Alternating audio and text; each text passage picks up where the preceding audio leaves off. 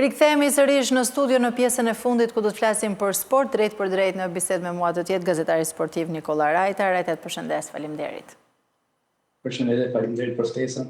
Flasim fillimisht për botrorin që ka nisur, jo pak rezultata as pak të pritshme në ditët e para, aty ku është herët në fakt edhe të mendosh një projekcion të mundshëm, por çfarë mund të themi si fillim?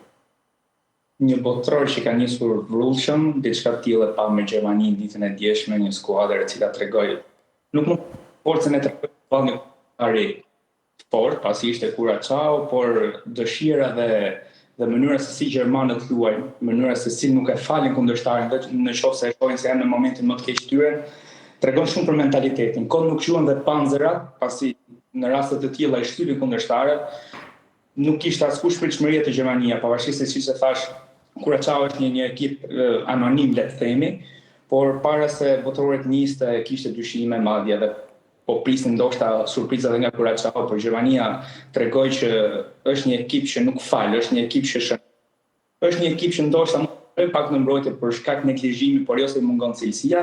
Megjithatë, golat, 7 gola treguan qartë që Gjermania është një pretendent serioz për të fituar botrorin, edhe pse ka në grup bregun e filtisht dhe Ekuadorin, që janë dy kundërshtarë shumë më të vështirë, sidomos bregu filtisht, pritet të shihet që Gjermania do të ketë një ecuri mjaft pozitive. Ndryshe për Holandën do të thoja, edhe pse kishte pritshmëri për Holandën, ai barazim me Japoninë prishi shumë punë skuadrës se Roland Koeman ndoshta për vendin e parë, pasi ishte një përballje direkte, pasi dy ekipet e tjera të grupit janë Suedia dhe Tunizia.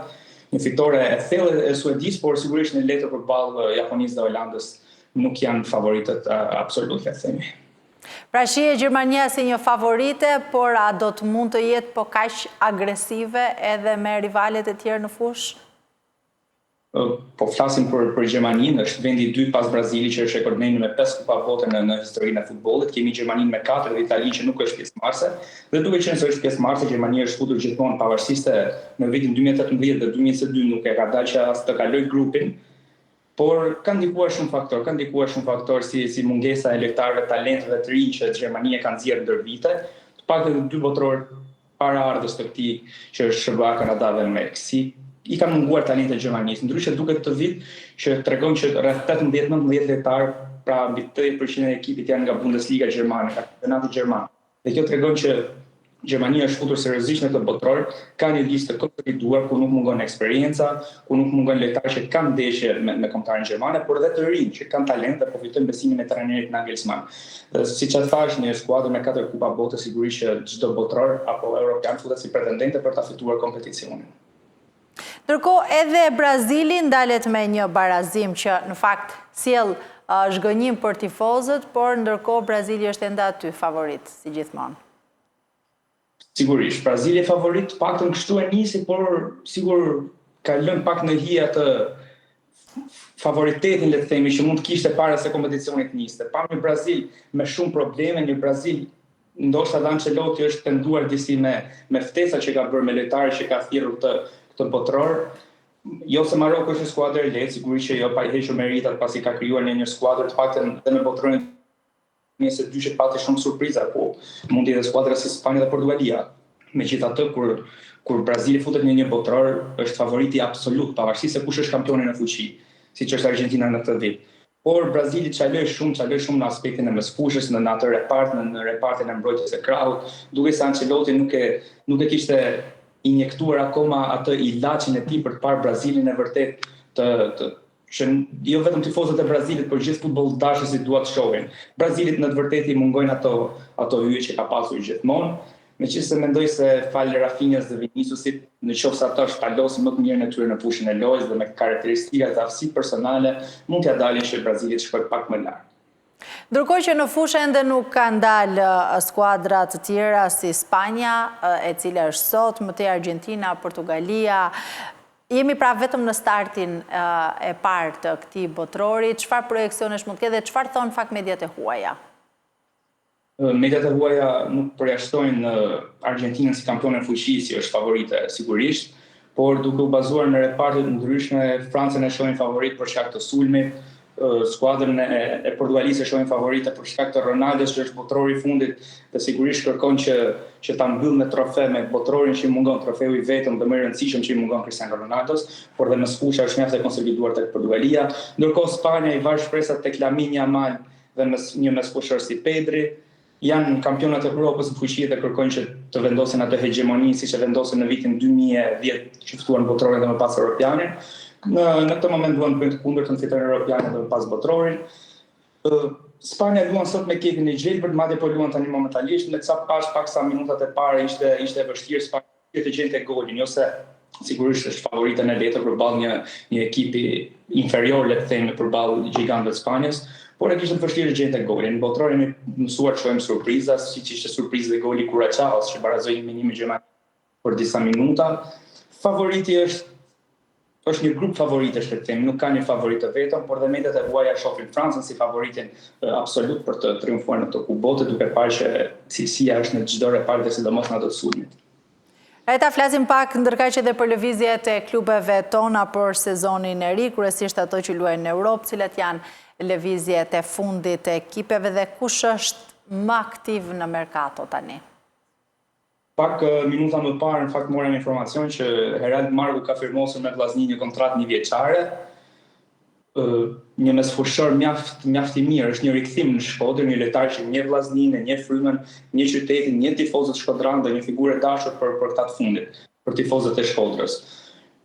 Një mesfushor që ka treguar mirë me fanellën e Partizanit, por ka bërë mirë dhe në Rumani. Vllaznia ka treguar që është mjaft aktive në këtë merkato, duket sa i dëshpërimi për të fituar titullin kampionat 3 ndeshje të Final Four, po përkthehet në rinovime të liderëve të ekipit, po përkthehet në firma të reja të futbollistëve me eksperiencë që kanë luajtur në Shqipëri apo janë lojtarë me eksperiencë të jashtme. Vllaznia dhe Egnate dhe Elbasani mendoj ose shihet Çarkëzi që janë ekipet më aktive në këtë merkato të verës, ndërsa Dinamo duket paksa më e qetë. Me informacione që kam, Dinamo po merret më shumë me rinovimet se sa me prurjet e reja momentalisht, pasi dëshiron që Benjaminet dhe ato që trajneri Ilir Daja kërkon të ketë akoma në gjirin e tij, kërkon që t'i mbajë. Pastaj, momentin që një lojtar apo një tjetër është pakënaqur me kontratën dhe kushtet e reja të punës, do të kërkojë largimin, atëherë Dinamo do të hidhet në sulm për zëvendësuesit, edhe pse më duket një politikë paksa e gabuar, pasi merkato është fullshme, rivaliteti është shumë i madh dhe mund të ketë dhe shumë të marrin objektivat dhe dëshkime në merkato. Ndërkohë që Partizani dhe Tirana, le të themi, nuk e kanë ende kokën drejtuese, si po manevrojnë në këtë sezon? Shumë e vështirë flasë për Tiranë dhe Partizanin, një gjendje, mund ta themi kaosi, pasi jemi në mesin e qershorit dhe asnjë prej ekipeve nuk ka trajner, dhe nëse nuk ke një trajner, nuk mund të fillosh merkaton. Nuk e fillon merkaton pasi është trajneri që kërkon pakën, pasi të shohë lojtarët dhe grupin e lojtarëve që i kanë dispozicion, është pikërisht ai që duhet të shohë të cilin repart ka më shumë nevojë ekipi, bazuar në skemat dhe karakteristikat dhe idetë e vetë trajnerit, duhet parë se në cilin repart ka më shumë nevojë ekipi, në cilin repart do të luajë ai, cilit repart duhet të kushtojë më shumë rëndësi trajnerin fjalë. Duket se Partizani ka gjetur akord me trajnerin rumun Bratu, por duket se personalisht nuk më bind, me thënë drejtë. Ndërkohë Tirana është pak më qetë në këtë aspekt, pasi largimi i Orges Shehit nuk pritet dhe janë ende në kërkim të një trajneri të ri. Për sa i përket merkatos, mendoj se Partizani nuk do të bëjë shumë lëvizje, nuk e kam të përshtypjen që do të bëjë shumë lëvizje, ndryshe nga Tirana, të cilët po i largojnë lojtarë. Por Tirana u tregua mjaft e shkallët edhe pa trajner, siguroi firmën e një lojtari si Redon Gjigja, një lider i cili ndihmoi shumë dhe në objektiven e mbijetesës, dhe të firmosësh me një lojtar si Redon Gjigja, i cili kërkoi nga gjithë klubet e superiorës për jo vetëm, është sigurt të kesh kryer misionin e 50% merkatos. Por mendoj që Tirana do ketë shumë lëvizje se skuadra e Partizanit. Ndërkohë që hidhet nesër edhe shorti për Kupat e Europës, ku ekipet shqiptare do të mësojnë edhe rivalet e mundshme në një grupim më të limituar ekipesh që mund të përballen, çfarë pritet?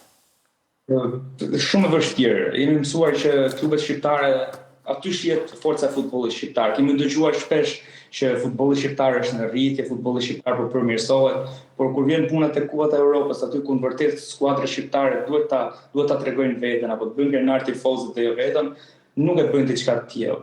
Unë është shumë vështirë, paktën kam shpresën që përplasen ekipet e superiores me klubet e tjera shqiptare, si që janë Drita, Shkëndia, apo Prishtina dhe skuadra tjera shqiptare, Deqiqi në Malin e Zi, nuk do doja të përplasesh me njëra tjetër, pasi skuadra shqiptare nuk e kanë cilësi, nuk e kanë luksin që të përballen me njëra tjetrën dhe të kenë më shumë mundësi për të shkuar përpara, që të kemi më shumë skuadra shqiptare në Europë, do doja shumë që të evitoj diçka e tillë nga shorti, edhe pse tre ekipet shqiptare nuk janë në vazën e favoritëve, mendoj që do jetë tepër vështirë pasi shumë skuadra janë përballur dhe në të shkuar me ekipet e superiores tonë në fazat e para dhe kanë dalë. Cila mendon se do të bëjë rrugën më të gjatë? Rrugën më gjatë, për sa i përket organikës skuadrës, mendoj se do ta bëjë Ignatja, për sa i përket eksperiencës së trajnerit. Edhe ka premtuar në fakt. Po, ka premtuar, siç është e vërteta, por që mendoj për sa i përket trajnerit, mendoj se Ilir Daja është eksperti absolut për ndeshjet e tilla. Reta, faleminderit shumë, Kneci. Faleminderit juve. Mirë, ne kemi ardhur kështu edhe në fund të MCN Informacion për sot. Faleminderit për vëmendjen.